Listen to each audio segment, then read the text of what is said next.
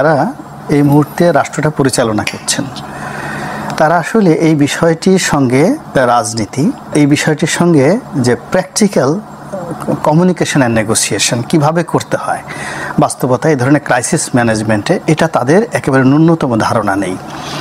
ধরুন ওই সমস্যাটা তৈরি হয়েছে মাইলস্টোন কলেজ অ্যান্ড স্কুল থেকে। ওখানে ট্রাস্টর দিকে বিশ্বাসযোগ্য কে, ওখানকার প্রিয় যিনি শিক্ষক আছেন, প্রিন্সিপাল আছেন, স্কুলে দপ্তরই সবচেয়ে প্রিয় মুখ।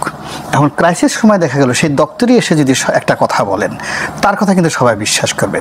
তো এখন ওখানে কথা বলার জন্য যে বিশ্বস্ত এবং প্রিয় মুখ দরকার, সেই প্রিয় মুখটির পরিবর্তে যে মুখটিকে দেখলে রাগ হয়ে যাবে, ক্রোধ হবে, ক্ষোভ আসবে, ঘৃণা আছে, সেই মুখগুলো ওখানে চলে যাচ্ছে। This is the first mistake. ফলে ওই তারা যদি একেবারে 100% সত্য কথা বলে, এই পরিস্থিতির কারণে অপ্রিয়তার কারণে সেখানে কনফিউশন তৈরি হয়ে গেছে এবং হয়ে যাবে। এখানে একটা জঙ্গি বিমান বা ফাইটার প্লেন যেটা যুদ্ধ বিমান বিধ্বস্ত হয়েছে, কেন এটা মহানগরীতে আসবে? এর জন্য তো অন্য জায়গায় হতে পারে। এটা লন্ডন শহরে তারা কি ট্রেনিং দেয় না? লন্ডনে তো এ যাবৎকালে গত এই প্লেন আবিষ্কারের পর থেকে একটা দুর্ঘটনা ঘটেনি। সেম ইন নিউ ইয়র্ক কখনো ঘটেনি, কেন ঢাকা শহরে ঘটবে? এই জিনিসগুলো এখন সমস্ত মানুষের মনকে বিক্ষুব্ধ করে তুলেছে।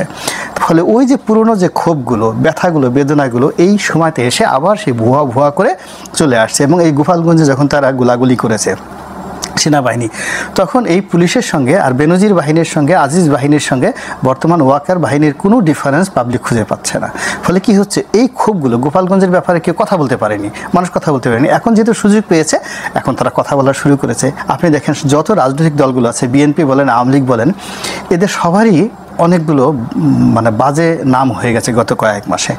এখন প্রত্যেকটা রাজনৈতিক দলের যারা প্রধান শীর্ষ 10 জন নেতা, তাদের রাজনৈতিক প্রতিপক্ষ কেউ নাম দিয়েছে সান্ডা, কেউ নাম দিয়েছে পান্ডা, কেউ ফকির, কেউ দরবেশ, কেউ ভণ্ড, কেউ গাঁজাখোর, কেউ ফেন্সিডিলখোর। ফলে কি হচ্ছে, ওই যে রাজনৈতিক দলগুলো তারা যে যাবে এখানে, সেই মুখ তাদের নেই। ফলে কি হচ্ছে, আপনি দেখেন ঢাকা বার্ন ইউনিটের যে সমস্ত পলিটিক্যাল লিডাররা গেছে বা ওখানে গেছে, পরস্পরের মধ্যে কিন্তু ধাওয়া পাল্টা হয়েছে। সে রক্ত চাওয়া হয়েছে ইস চোখে, এটা দুর্লভ, কিন্তু যেটা টাকা চাওয়া হয়েছে এটা খুবই গর্হিত কাজ হয়েছে। এটা নিয়ে জনগণের মনে ক্ষোভ এই কারণে যে উনি ওনার ব্যক্তিগত একটা পুরস্কার আনার জন্য লন্ডনে গিয়েছিলেন এবং সবাই মিলে হোটেল বিল দিয়েছেন 3 কোটি টাকা, যেটাতে রাষ্ট্রের কোনো সম্পর্ক নেই। এখন প্লেন ভাড়া যদি ধরেন, অন্যান্য খরচ যদি ধরেন, তার সেখানে তার কত টাকা খরচ হয়েছে। যেখানে তার ব্যক্তিগত কাজের জন্য এত টাকা খরচ হওয়ার, এখানে এত বড় একটা দুর্ঘটনার জন্য রাষ্ট্রের অর্থের অভাব পড়লো কোথায়, এই কথাটা জানতে হবে। সে যখনই জনগণের কাছে ভিক্ষা চাচ্ছে, মানে আমরা কি রাষ্ট্র হিসাবে এতটা ভিক্ষুক অবস্থায় চলে